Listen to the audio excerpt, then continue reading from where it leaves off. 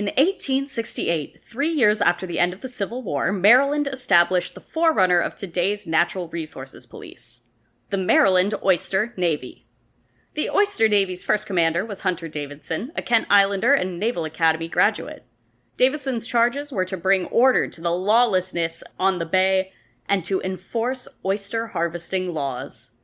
Though he was personally equal to the task, his oyster navy wasn't.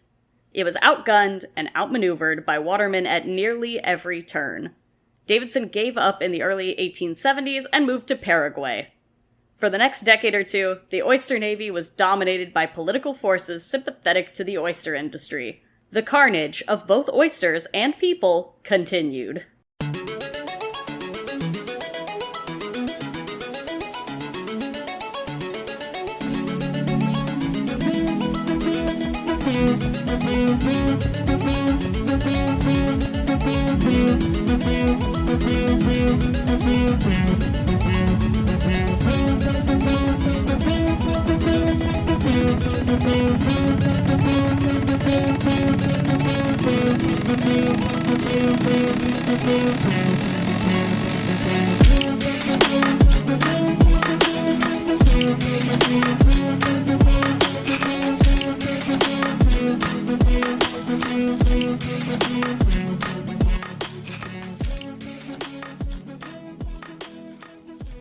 Hello, and welcome to the Hyperfixation, where our friends come onto our show and tell us about things that they're excited about for 30 to 45 minutes or longer, because you know what?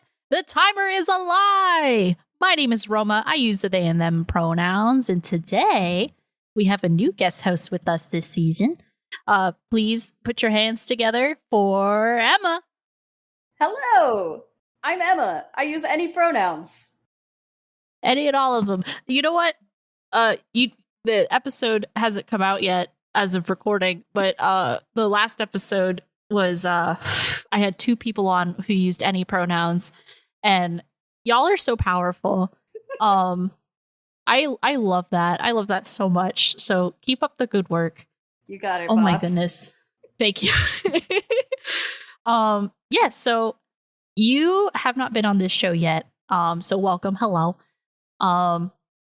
What have you brought for us today? What are we I know people who are listening have already seen the episode title, but what are we talking about today? So today we are talking about the Oyster Wars. I'm so hyped for this. Me too.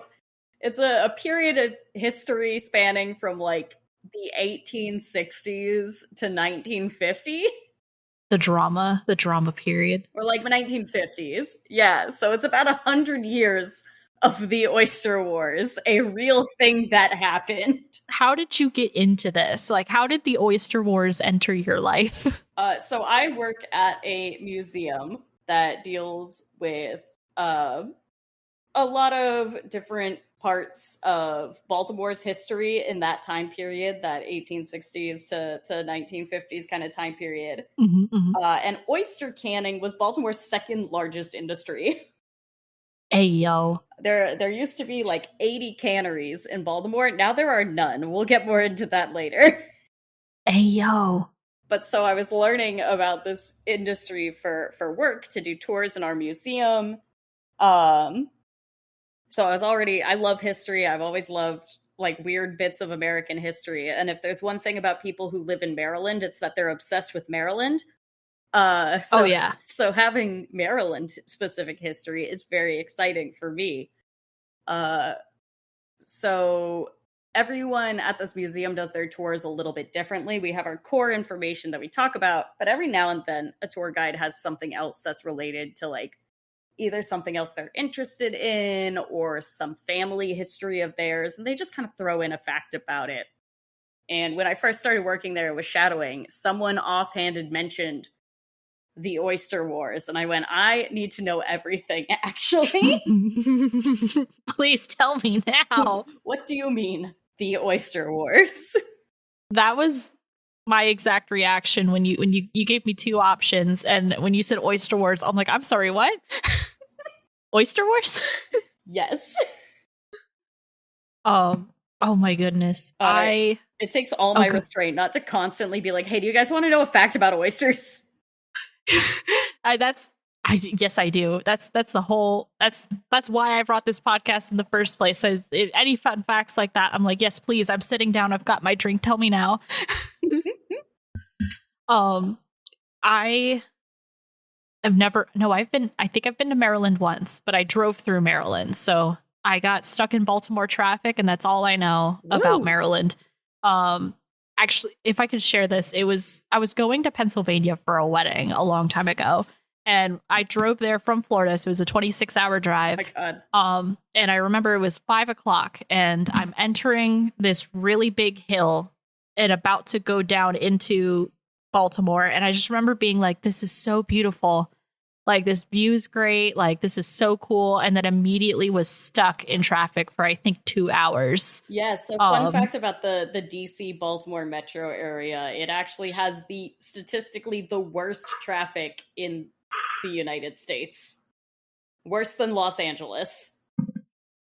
It was insane. And so it's beautiful up there. Absolutely gorgeous. I've seen so many cars on the side of the road in like unfortunate circumstances. Yeah, that happens a lot too. But I will be back to visit one day, I'm sure of it. Yes. Get a proper Axel, could you not? The girls are fighting. No. They do that. I know gender's a construct. I know they're all boys, but every single time they start fighting, I'm like, girls, stop fighting. Ladies, please. Relax. Axel is our youngest, and Satan is our old man. He's got bad hips, and so it's like, stop it with the elderly abuse. That's what we're known for in Florida. Stop with the stereotypes. Oh goodness. I'm sorry, I got distracted. So will I. Guaranteed. Guaranteed. So, I think this is a good time to start jumping in, because I'm dying to know about this history of the Oyster Wars. I need to know the drama. I need to know what happened. Where is a good place to start? I think a good place to start is the Chesapeake Bay. Physical location to start. Okay. So the reason oysters was such a big industry is because there were so goddamn many of them in the Chesapeake Bay. Just swarming? Yes. Well, they just kind of sit there. Oysters like to grow on top of other oysters, so they're all just kind of hanging together.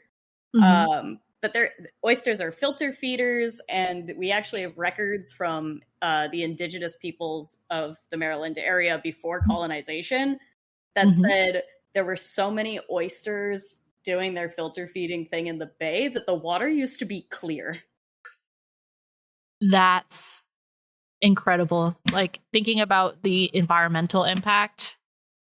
Yes. Like, oh my god. What color is the water now? Is it like dark and murky? Oh yeah, baby. It's nasty.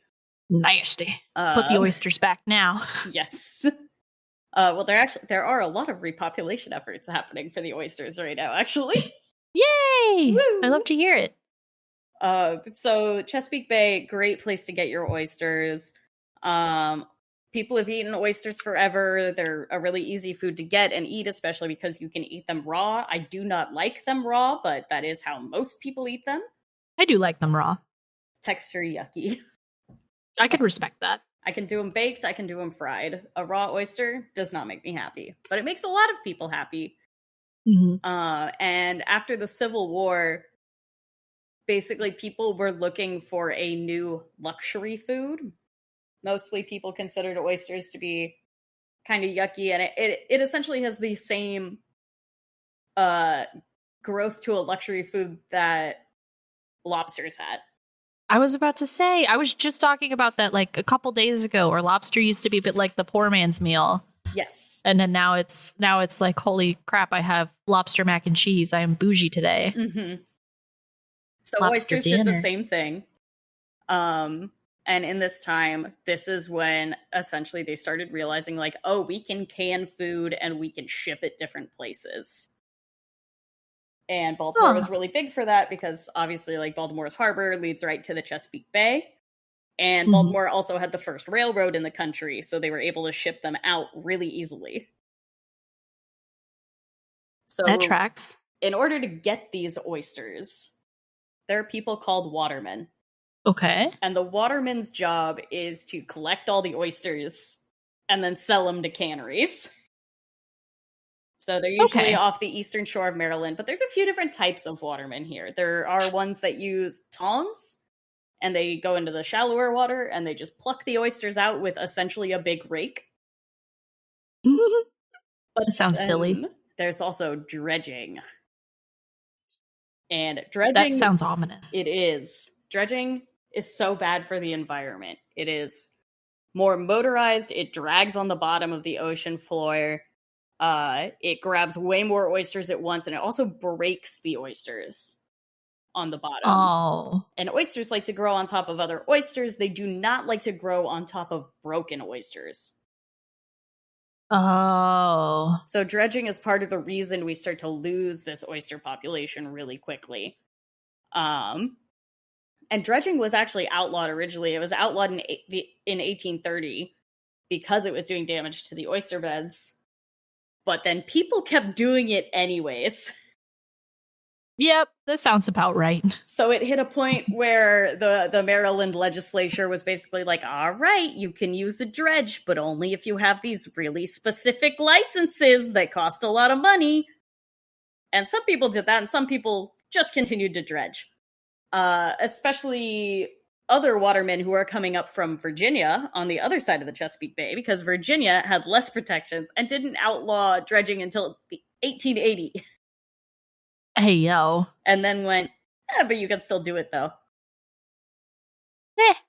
So this is like... Oh, sorry. Didn't mean to cut you off. Oh, no, I was just like... They're just menaces to society, to this poor oyster society. Yes, they are bad. So the thing is, you've got these two... There's like several factions within the Oyster Wars. I love it. Okay, who are the contenders? So we have the watermen versus the dredgers. So that's one faction of people getting into fights, is the people who are dredging were encroaching on the watermen's territory. The watermen were like, hey, you're coming in too shallow of water. You're destroying our oyster beds. You're taking, like, we have dibs on these oysters. There's also the Virginia watermen versus the Maryland watermen. Because the Maryland watermen were like, these are Maryland waters. Get out. Prove that you're from Virginia. Prove that you're from Maryland right now. Prove in order to get these licenses to oyster fish in the Chesapeake Bay, it had a Maryland residential clause. So you were supposed to be from Maryland if you were going to go into these waters and collect these oysters.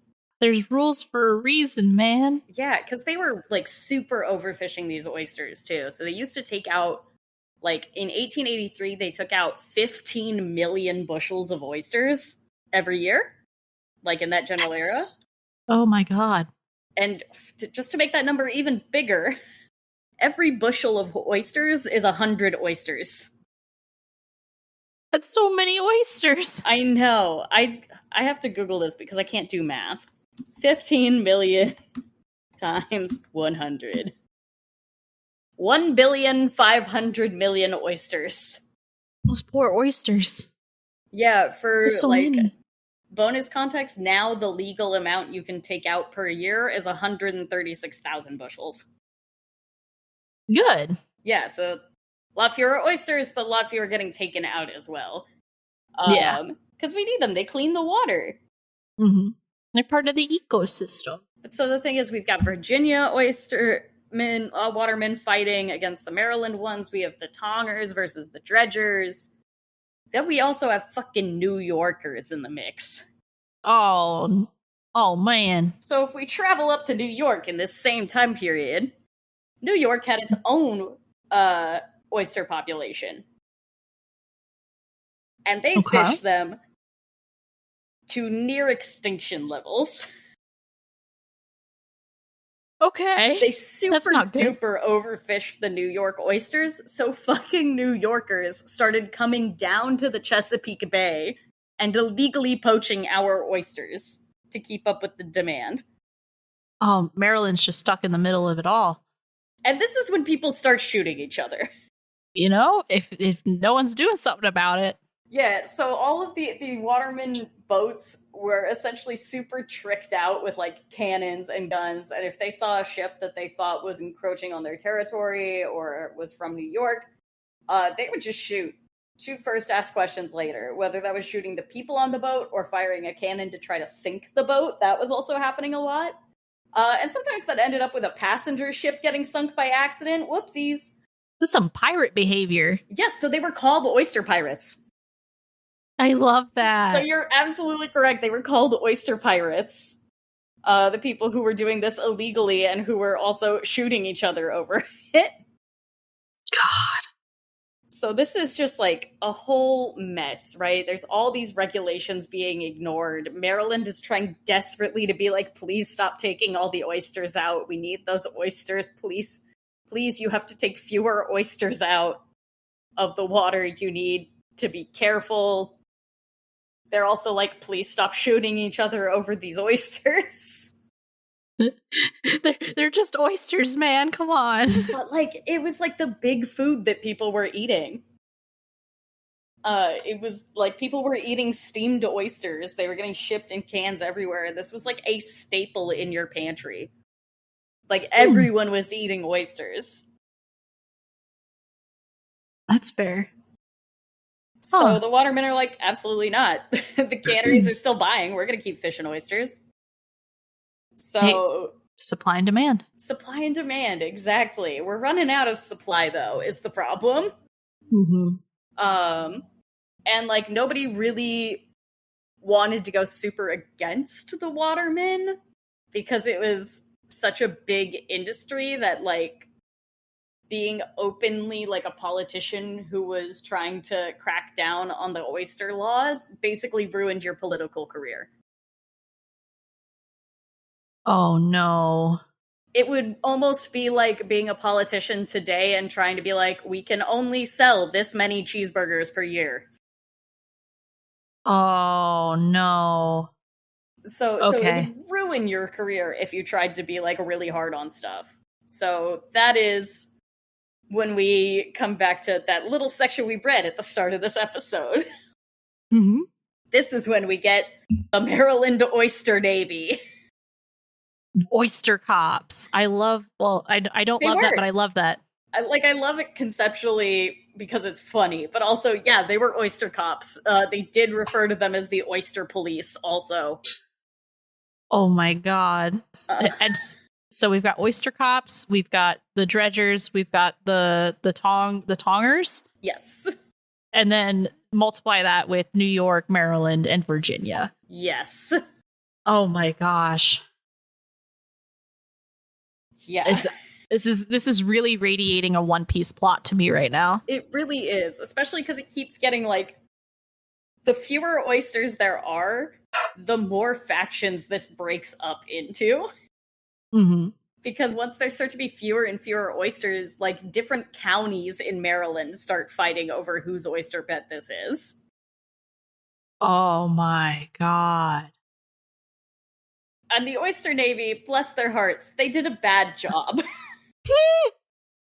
They were not, like, equipped at all to handle the level of violence that was happening out on the ocean. See, so they were underarmed to fight the pirates. Yeah, so the watermen basically had way more firepower than them. They were way better at using it at sea. And, like, the thing is, they're working in these really hard conditions. Like, it is not an easy job to be a waterman. People died constantly and would just, like, wash up on shore. Yo. It's like whaling on a micro scale, almost. Like Deadliest Catch 1850s edition. Literally, yes. The waters were rough. They're out there to sea for, like, years. There's a lot of instances of what all the articles I was reading earlier call. So they used to, as they called it, caught the boom. Caught the boom. Caught the boom, which is just, it sounds like a really sick phrase. But it basically means that part of sail, the boom that you use to like turn the sail, smacked you off the boat. And sorry, bud, bye. 1,000 Ways to Die. Oh my gosh. And it's also like within these waterman boats, like there are obviously like some family-owned boats. There's a lot of like smaller operations, but there's also a lot of like illegal employment stuff going on too on a lot of the boats as things get popular. Under the table stuff? More like oops, we've reinvented slavery moments after the Civil War ended. Oh no. So they would basically get people to sign contracts that basically made them indentured servants. And they were doing it to a lot of the immigrants coming in because Baltimore actually had the biggest immigration port in the country. This is a perfect storm. Yeah. So like even after Ellis Island was built in New York, for a while there was still the majority of immigrants coming in through Baltimore. So people would come from like Germany and not speak English and would sign this contract and then realize they got totally fucked by it. And there was a lot of abuse on the boats as well. This was also one of the few jobs that were readily available to people who were Black, which means, of course, there's a lot of mistreatment in that as well. So there's a lot of regulations getting missed, not just for taking out the oysters, but also the people collecting them. These pirates are not... They're not good bosses. Nope. Bunch of assholes. Correct. So we have that going on. Like, obviously, not all the watermen, especially the ones who are, like, tonging. A lot of the tonging operations were more so, like, long-standing Eastern Shore families. But dredging operations, especially, are really the ones kind of skirting every law they possibly can. So we get this Oyster Navy. And people hate them. ACAB, but what's ACAB for oyster cops? All cops are bivalves.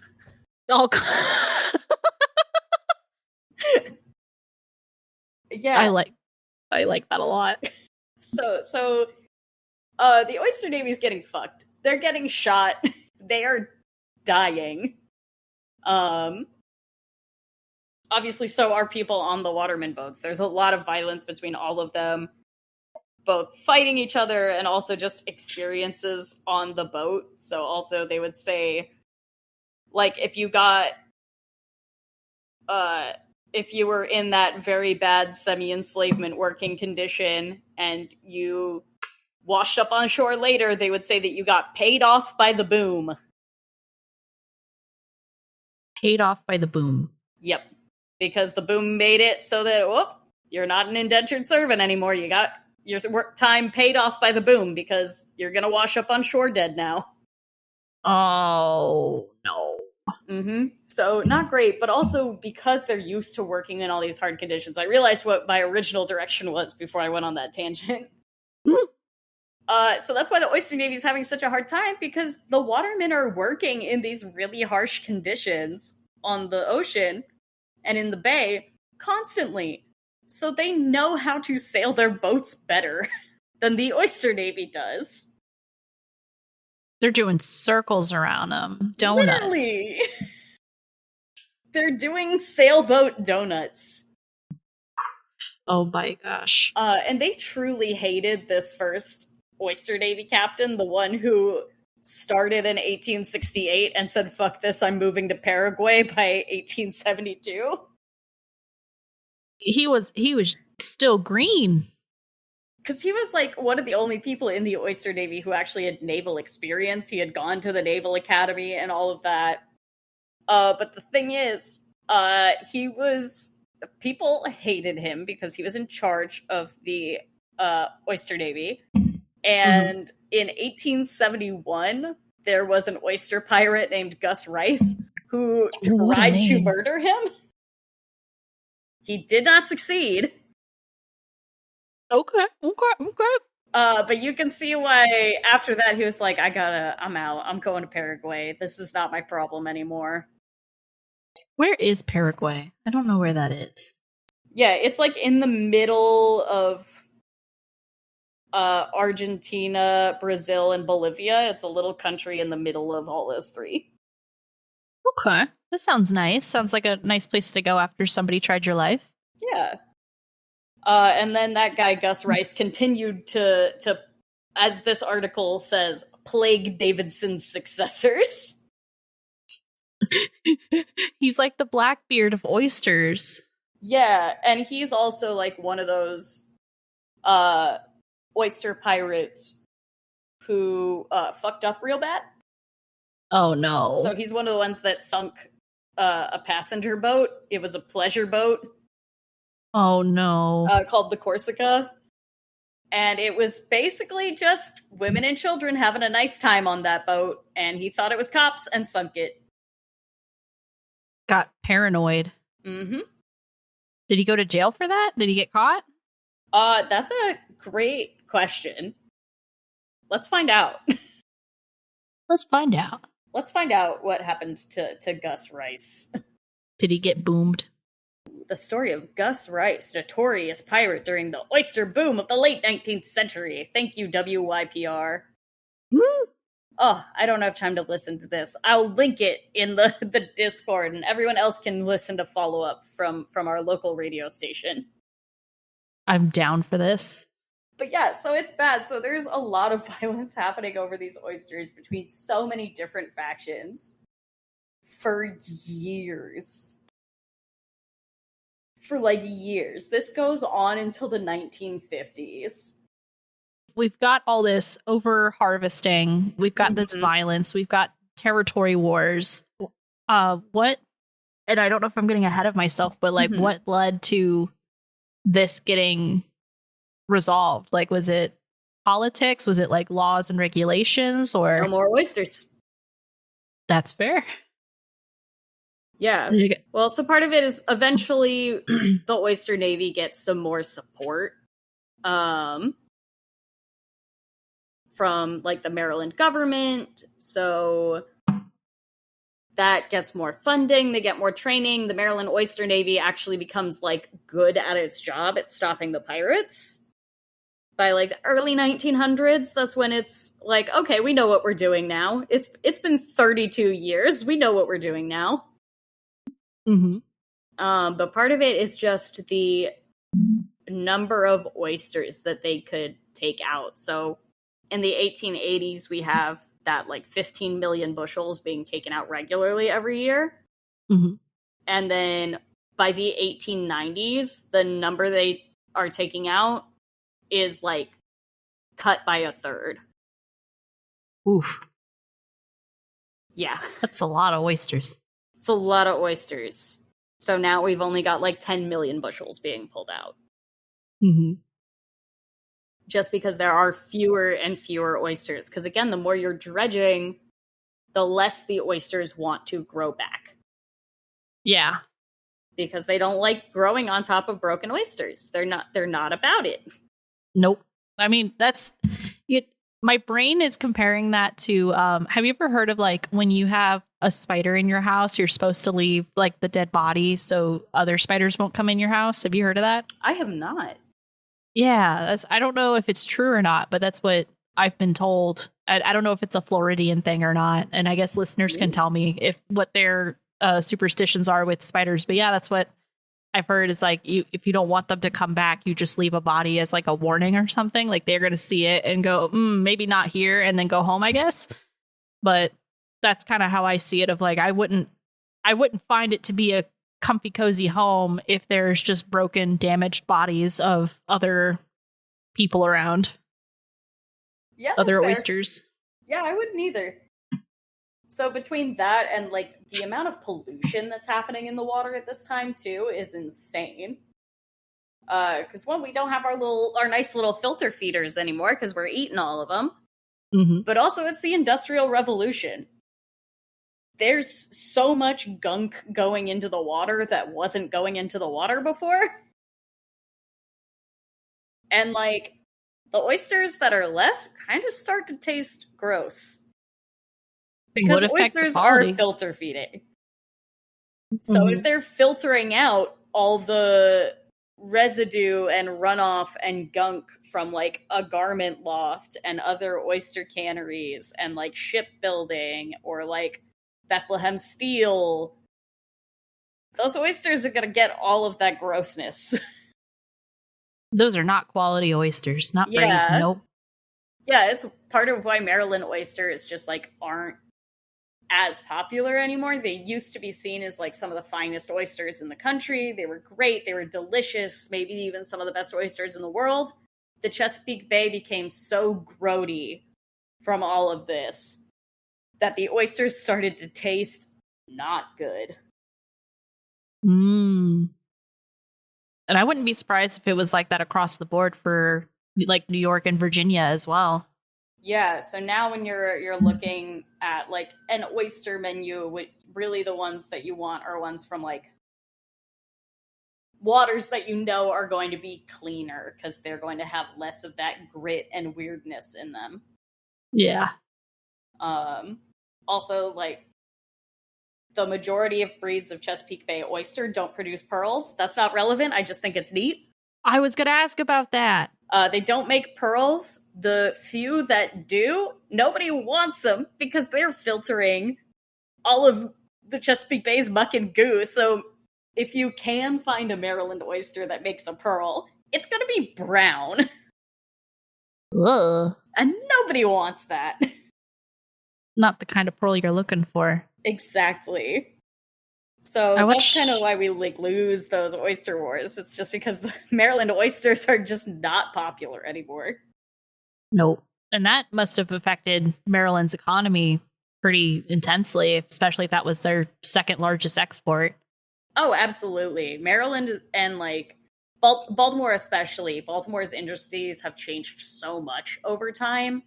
And, like, there's this really big shift around World War II where basically we lose our oyster population, our canning industry starts to go under, and also up until World War II, Baltimore's largest industry was men's suits.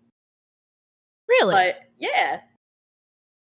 But during World War II, we are not supposed to waste fabric like that during rationing, so a lot of these garment lofts, like, either close or change locations or become something else. And we really start to lean more into the steel industry and ships, and we get pharmaceuticals and things like that. Okay. Yeah. I have a degree, a bachelor's in economics, and so I'm nerding out a little bit myself of, like, like, okay, so I like to see that even though industries do eventually fall, you know, like, but jobs were still created in other departments anyway. Like, there still is an opportunity for the job market, I guess, to keep going. And it's not like, so the oyster industry isn't totally dead in Maryland either. So, like, if you look at modern oyster industries in Maryland, it's not really steamed oysters anymore. We don't have any of those canneries left in the harbor. They're all gone. None of the canneries that were in Baltimore's harbor are there anymore. Okay. But there are still watermen on the eastern shore, especially because in recent decades there's been a lot, like, huge movements to try to repopulate those oysters and clean up the Chesapeake Bay. Mm-hmm. So, like, one of the things they've been doing is retaking the oyster shells from shucked oysters and making fake oyster beds with them. Oh. And putting those in the water to encourage new oysters to grow on top. Oh. And it's been working.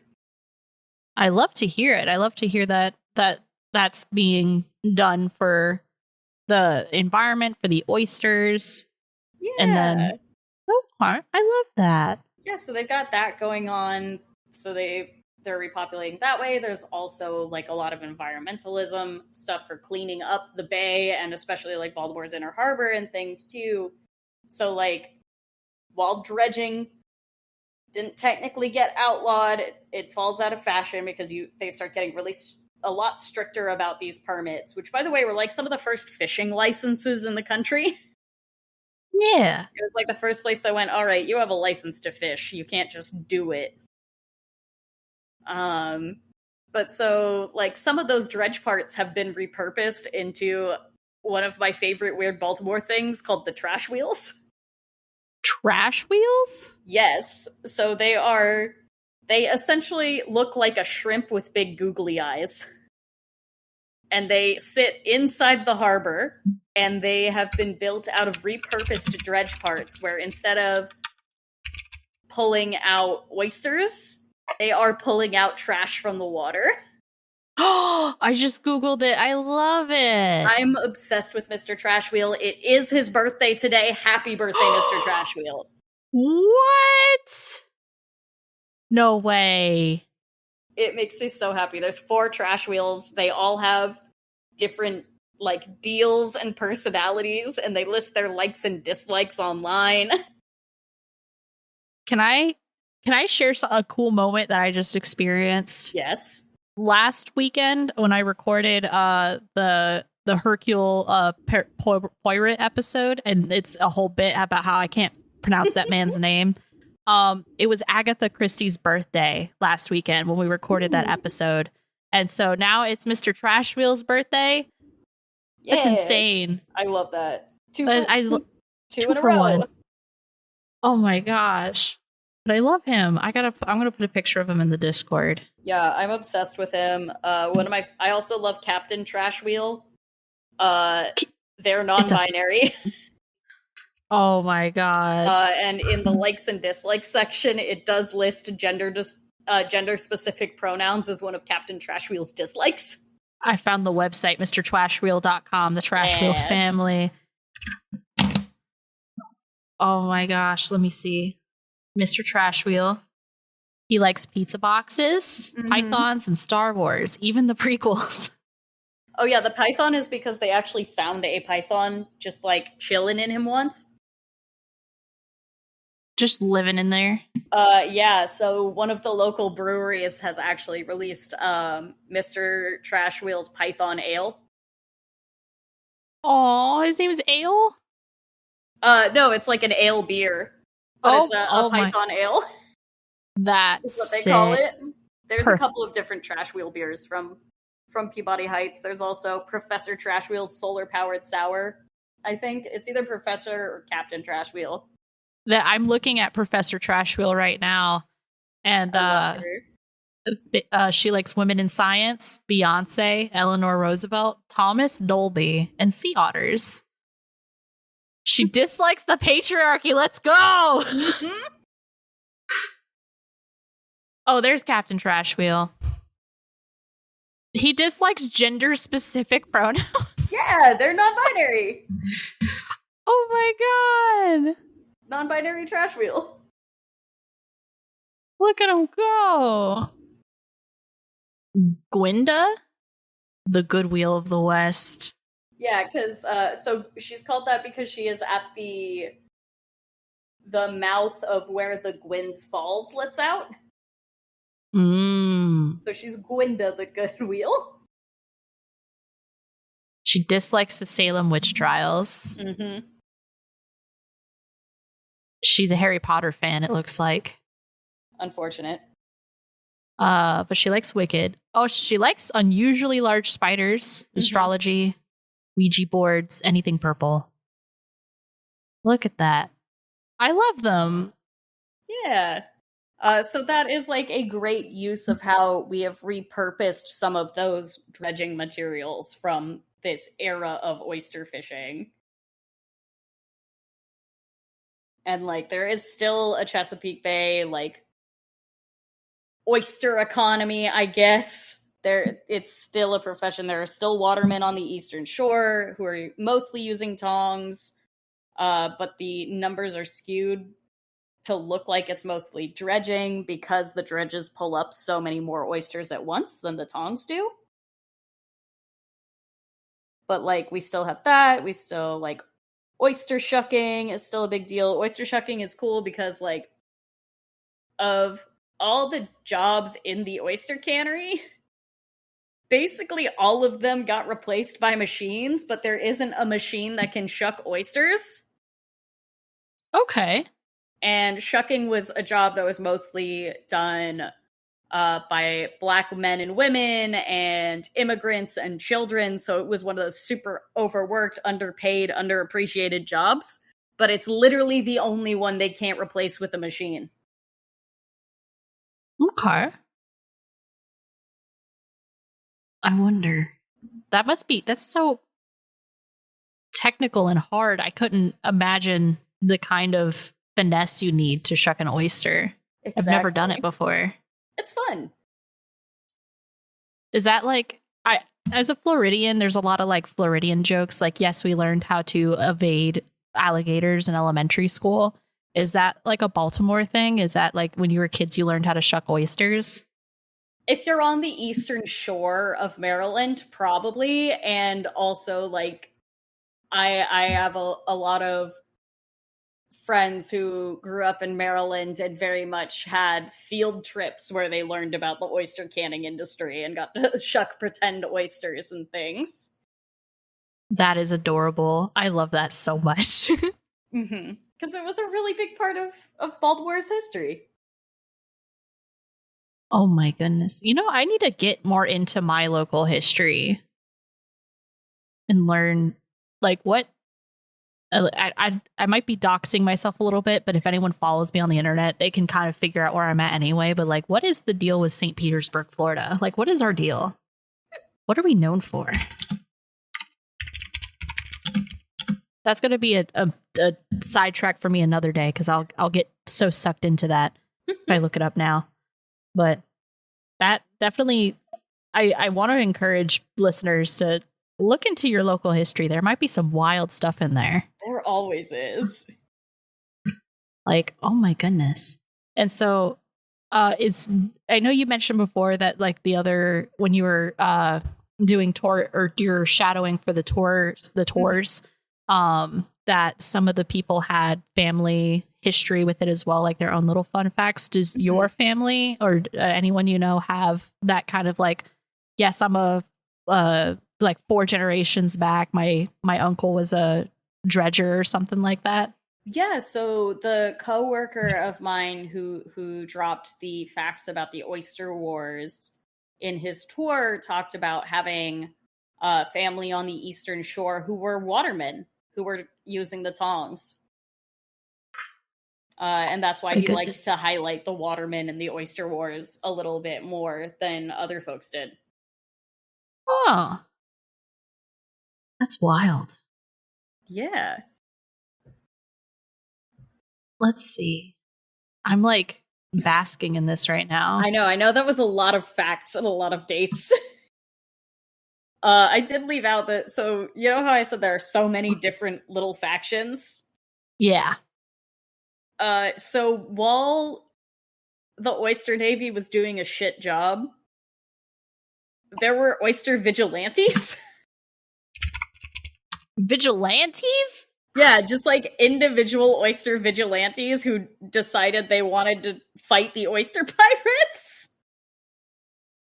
I really hope they're wearing costumes. Who lived there, fighting, showing up with guns, being like, "You're a poacher. This is my neighborhood. Get out." Get them, honestly. Oh my goodness. Yeah. You know, we've always been fighting for environmental rights our whole history, I guess. Yeah. The Methodist Church also got involved at one point. Yeah? Yeah.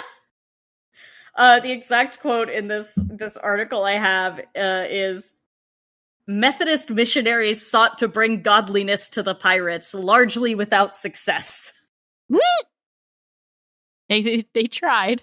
They sure tried. Oh my goodness. Yeah, there's so much that happened with the Oyster Wars because it spanned for a really long time. This went on for almost 100 years. 100 Years Oyster Wars. Literally. You should make a YouTube video essay about it. I think that would be so sick. I love talking about Maryland fun facts. I love talking about oysters. Actually, I implore you, please reach out to your job, make them a YouTube channel. I think that would be so cool. I was also go ahead. Whoa. Oh, I had a small fantasy earlier in the episode in my head when you were talking about how canned oysters were like a staple in people's pantries. It made me think of how cool it'd be to have like an installation that looked like an old pantry and just like what kind of foods were in there. Cause I was kind of curious. Like, we do have that. We have I need to see a store exhibit. I need to see it. Oh my goodness. I need to come see your museum. You do. I mean, Moonshot's doing Extra Life in Maryland this year. Ooh. When is that? Like mid-November? Ooh. And Marn and I are actually going to be running a Maryland trivia segment for out-of-towners. Cool. And at this point, you'd be the most prepared for that. I would be so competitive. I'd get kicked out for having an advantage in insider information. Oh my goodness. That would be so cool. I need to figure out. I don't know if I can make it, but I will sure as heck look into it. Nice. Let's see. So how do I phrase the question that I wanted to ask? Is there like any maybe random's not the right word, but any like small fun fact that really like tickles you and brings you joy regarding the oyster canning wars that you have not mentioned yet? Oh, I'm trying to think, because the one that makes me giggle is the fact that the Navy's first commander fled to Paraguay and said, I'm out of here. True. I can't deal with these oyster pirates. Damn oyster pirates and their dumb dredgers. Yeah, and then I love talking about Mr. Trash Wheel, so I really hit the main points. But yeah, it's just a really weird, really funny industry because it was such a huge thing for so long. But I feel if now you were like, yeah, oysters were one of the most steamed oysters were one of the most common and popular foods. People would be like, what do you mean? What do you want about? I being Floridian, a lot of seafood's always been really popular here. Mm-hmm. And so like I can relate to that of like, I can kind of see that at least here locally. I don't know if we had an oyster industry, especially with how our waters are, but I definitely am not surprised that like I didn't know, but I wasn't surprised. Mm-hmm. Maybe a little surprised. Because I guess I've always perceived them as like expensive foods, like it was a treat. Maybe for the wealthy, but I didn't think they had the lobster effect too. Yeah, it was like even at this period, so like raw oysters were going to be more on the luxury end because there wasn't really refrigeration. Yeah. At this time, so if you were going to get a raw oyster, it meant you had money. But steamed oysters, like canned steamed oysters, were something that you could find in literally any grocery store. And they were just like a really common thing. You could get a can of oysters at certain periods of time for as low as like 1 cent. Inflation. Mm-hmm. How much are canned oysters now? I don't know, because it's just not a thing people really make as much anymore. Let's see. Yeah, they're less than $10. Okay. There's at least, it depends. Like this one I see here is $30. But they're smoked oysters. Ooh. Yeah, so you still get stuff like that today, but it's just not as common. Like, no. It would have been like the same number of cans as you see for like green beans. Mm-hmm. it would have been tons with like a bunch of different brands with their different fancy little labels. And it was just a thing that everybody ate.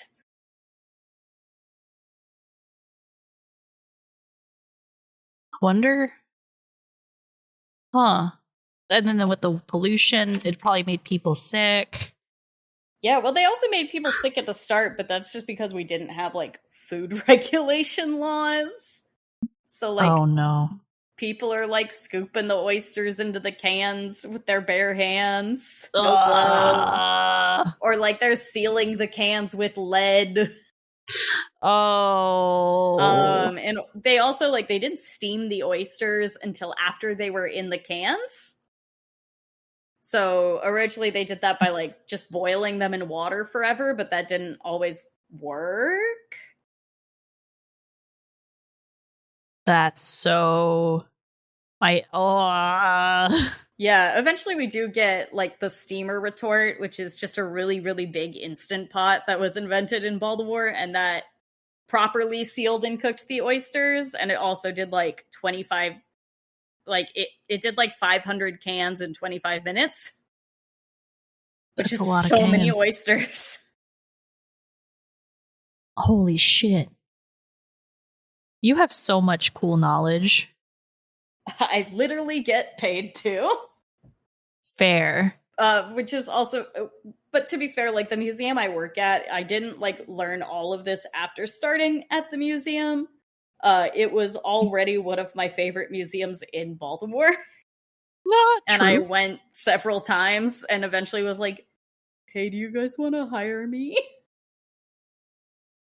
You know, actually, let me ask you some questions about your profession if I can. Yeah. Because I've been doing a lot of interest. I'm going to preface it with some dialogue, but I've been doing a lot of introspection about career and, you know, like what does it mean to be like a professional in your industry? Like I'm looking to become a financial advisor, so I've been trying to learn as much about capitalism. It's really weird to be a financial advisor and be anti-capitalist. But I digress. But I've been thinking about, you know, what that means. And so now I'm like, like what is that experience to be a tour guide, to be somebody who has so much knowledge to impart on people at a museum? Like, what's that like? I love it because I love sharing fun facts. I'm the kind of person where if anytime anything's relevant, I'm like, hey, did you guys know? Like even when we were recording Interstitial Infinity, sometimes I'd pop in with like actually, if we were in this era, this would be what's happening, to the point where Riley was like, bro, shut up. I was like, but my facts. But I got fun facts. But I really like it, especially because like with the topics that we do focus on in this museum, like I also do a lot of the field trip programming with kids. So I get to teach them about the horrors of capitalism. Yes. I get to look at a second grader and go, hey, do you want to know what a union is? Listen up, kid. You're going to need this later. Yeah, it takes all my restraint every time I give a tour to a school group not to at certain points go, man, is that fucked up or what? Because like it is, the pay rate that these people were getting was awful. And it wasn't even real money a lot of the time.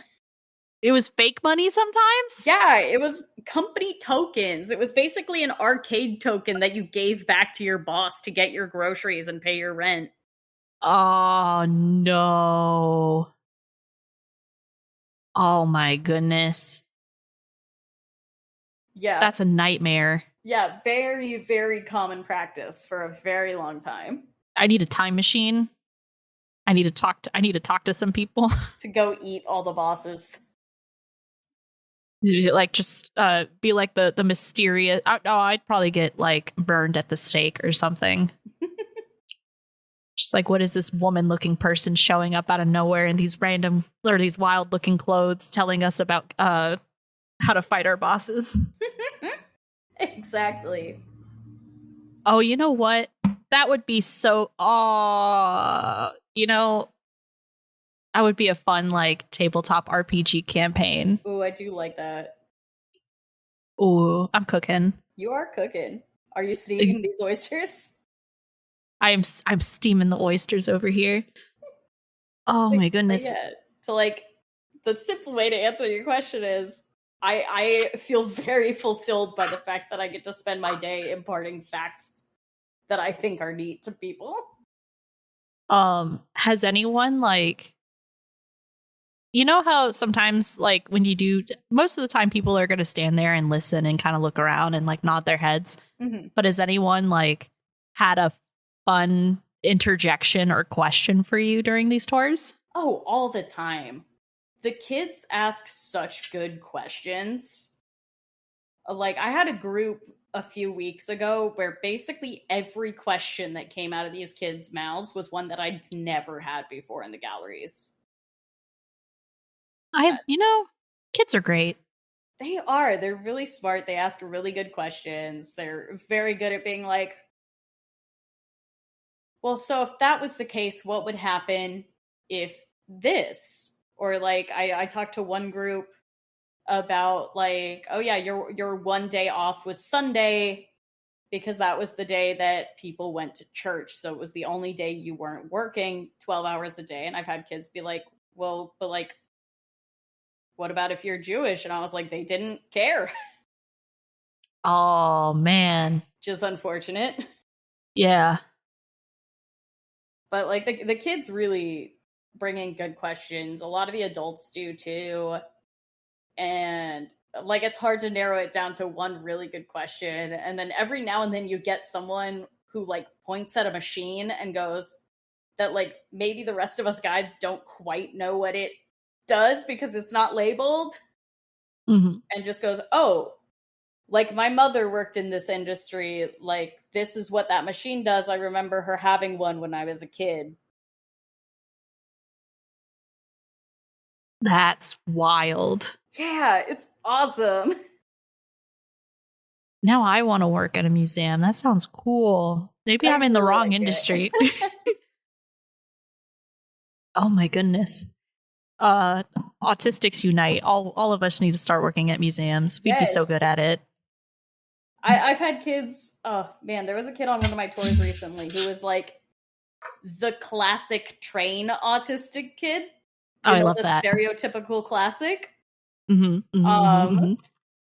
Who, like, when I asked, I was like, hey, does anyone know what the first railroad in the country was? This kid went, the Baltimore and Ohio Railroad. It went from here to here and from there. And I was like, yeah, man.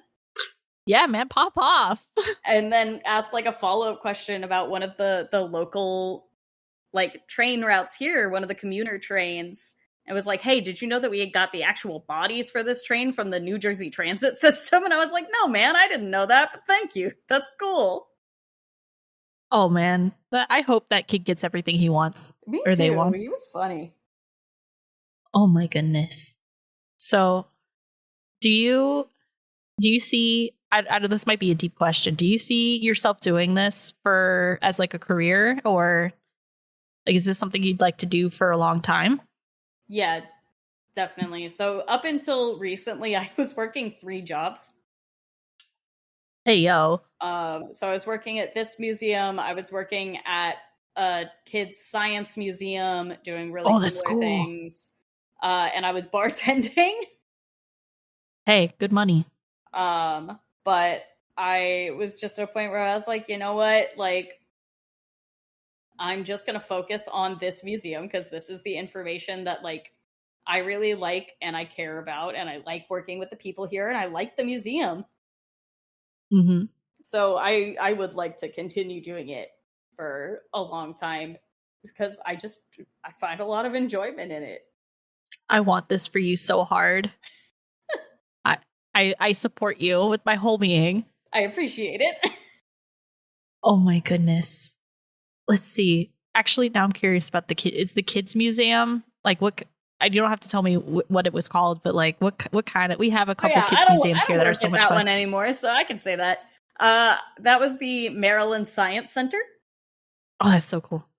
So I did field trip programming there as well. So like we would teach science classes to schools when they were there on a field trip.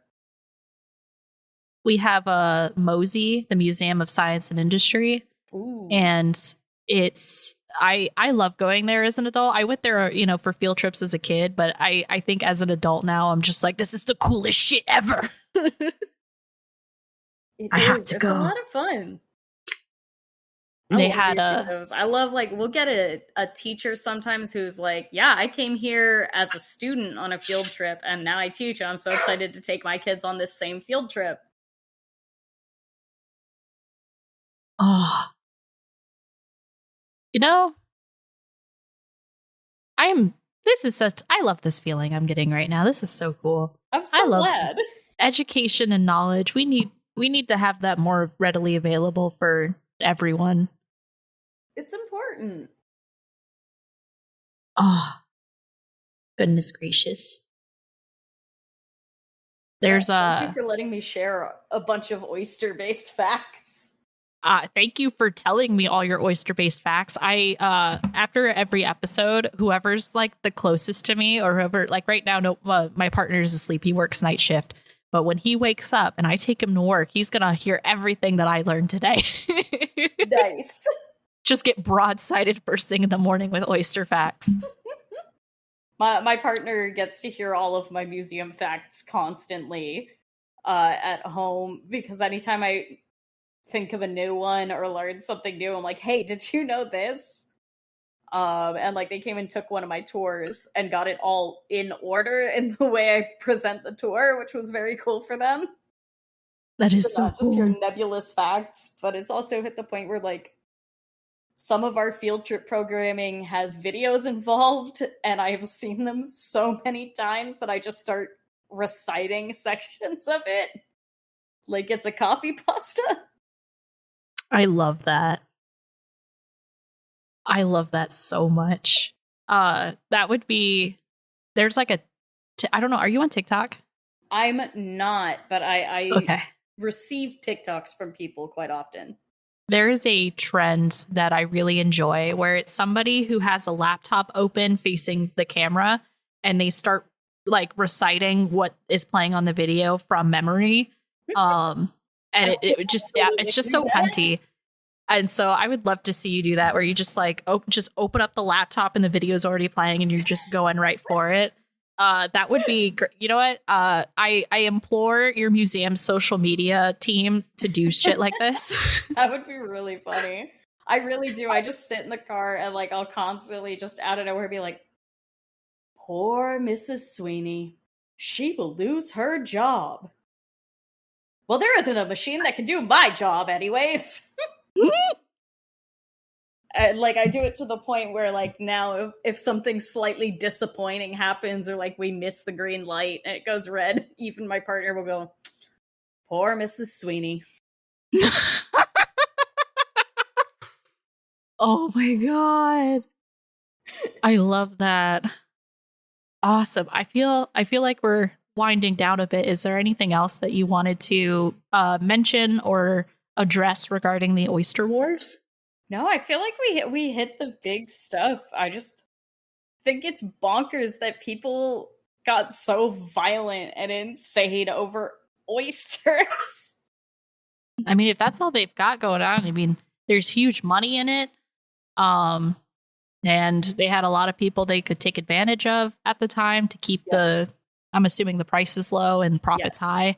Especially if we get more like machines and stuff, because then the price of like how much it costs to can the oysters gets way lower too. Yeah. Oh, I do find this very fascinating from like the drama of the 100-Year Oyster War. Yeah. And then there's my economics brain that's just like, like this is really great, like insight of like how this affected the job market, how this affected, and especially with the Industrial Revolution and how that affected oyster farming, and then environmentally, and then there's the human rights aspect of it, and it's just so much going on. It's like almost like a little capsule, like to kind of, and then there's pirates. And then there's fucking New York City coming down and stomping all over everything because New York thinks it owns the place. Freaking New York City. I there's part of me that's like, is it not racist, but is it like wrong to like be like New Yorkers? Fucking New Yorkers. Or is that in just this like case, it's allowed? it's in regards to specifically what happened between 1830 or in the 1950s. The Yeah, friggin' New especially Yorkers. because like the reason New York overfished their oysters that badly is because they really did not have like any fishing regulations for the oysters. None. Yeah. Regulations are important. Not 100%, you know, I'm not black and white about regulations, but there is reason for them usually. Yeah. Companies are not to be trusted. Freaking corporations. Yeah. Do you know that song where it's like, oh, honestly, did you not read the company policy? Do you know what I'm talking about? No. Oh my gosh, I have to find it. I don't know what it's called, but I keep hearing that song in my head. Oh, I didn't even have to type in the full sentence to find it. Nice. It's an Outer World song. The Fine Print by Stupendium. It's the evil capitalism song. It's a good song. All right. I'm not going to keep getting distracted anymore, I swear. Are we ready to wrap things up, or is there anything else that we wanted to touch on? No, I think we're good. And if any listeners have follow-up questions, like post them in chat and I will answer them. Absolutely. Get in this Discord right now. Right now. All right. Well then, thank you again. I'm absolutely glowing. I'm very excited. I'm very excited to broadside Tony with this information. I'm so glad. Thank you for having anyone me. who will listen. Be like, we have to go to Baltimore. Yes, please go to Baltimore. Baltimore is great. People have such bad perceptions of Baltimore. Baltimore is great. Come visit.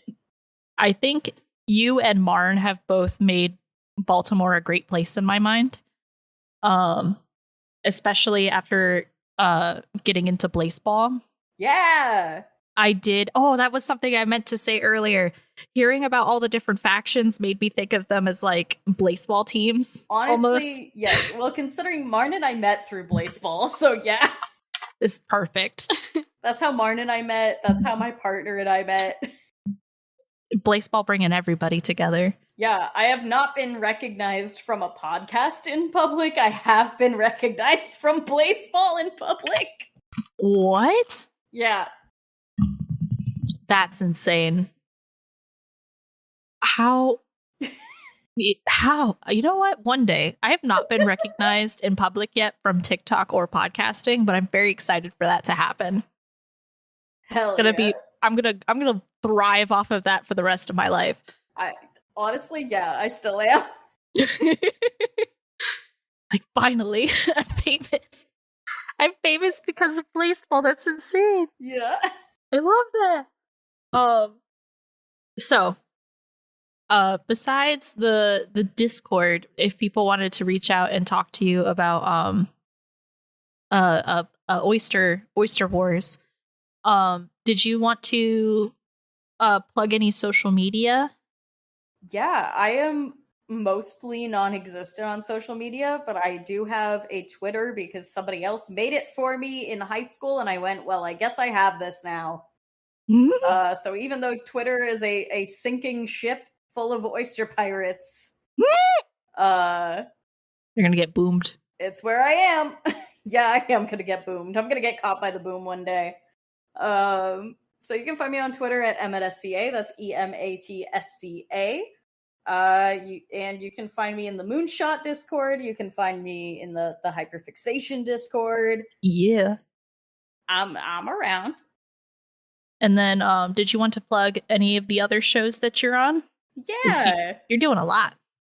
Yeah, I do a lot of shows with Moonshot. If you want to hear me talk more about like doing little like deep dives into things and spouting out more fun facts, the show that I host is Unnatural Selection. It is a show about film adaptations of books, the weird decisions Hollywood makes in the process, and what makes an adaptation good versus faithful or good and faithful. So every month, my guests bring me what adaptation they want to cover. I read the book, I watch the movie, take notes, and then I do as much research as possible into the production process to try to figure out if there is a why to some of the changes. I love that. Yeah. It's something that we talk about a lot on this podcast of like the last episode, who has, as of recording, hasn't aired yet. We talked about the book version of Hercule and the show version of Hercule and how they took all the gay out of it. Mm-hmm. Why? Well, I know why, but I don't like it. Yeah, exactly. Yeah, it's very fun. I've had to look into hi cheese boy. I've had to look into like lawsuits before as part of the adaptation process. I've looked into Hays Code, timing and rules. It's a lot of fun. I am proud of it. And then I am also on Dead Teen House Party, which is a recap analysis podcast that started as just MTV Scream, and we've branched out to other slasher TV series. We have a new season that we just started recording that should start coming out eventually. Keep an ear out for it. Yeah, and if you haven't listened to Interstitial Infinity on Riley Hopkins and Their Amazing Friends, I'm in that. Especially for those who have followed me to this podcast from Hearts Against Balance, which was also an interstitial show, please listen to Interstitial Infinity. It's so good. Thank you. Oh my goodness. I was bragging a little bit to my other partner Lewis, who was on Hearts Against. I was like, I've had 3/4 of Riley Hopkins and Their Amazing Friends Interstitial Infinity on my podcast. Now I just need Riley, and then it'll be like an Infinity Gauntlet. Clown on? No, actually, I need to get Clown on. You're right. You're almost there. I'm almost there. One day I'll have my Infinity Gauntlet all done. Is there anything else that you wanted to plug? If you like reading, I'm also a writer, and I have a published short story in a collection called Best Debut Short Stories 2022.